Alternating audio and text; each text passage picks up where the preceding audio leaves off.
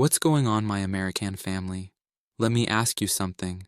Have you ever noticed how we're all forced to play the same economic game, but somehow the rules change depending on who you are and the outcomes become predictable? Welcome to Millennial Monopoly. Americans start the game with no money, no property, no inheritance, just vibes and a strong work ethic. First roll of the dice, boom, student loans. Pay $400 a month indefinitely. You pass go. You collect $200.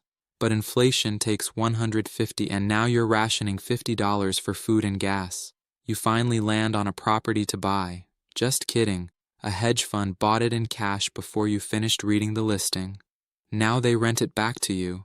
But remember, none of your payments count as payment history when it's time to buy. You rent it from them for 10 years. And the bank still says you don't have a housing payment history. You pull a chance card. It says banks take on too much financial risk. The stock market corrects, and your 401k loses half its value for the second time in a decade. Next, you draw a community chest card. Rent spike detected. Housing costs jump overnight. No explanation, no appeal, no protections. AmeriCONS start the game owning half the board. They don't roll dice. They rewrite the rules. They don't pass go. They lobby it. When the board catches fire, Americans are told it's because they didn't budget hard enough.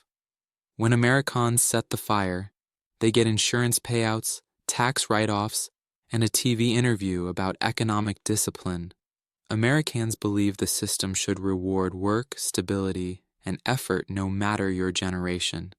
AmeriCONS believe the system works perfectly for them.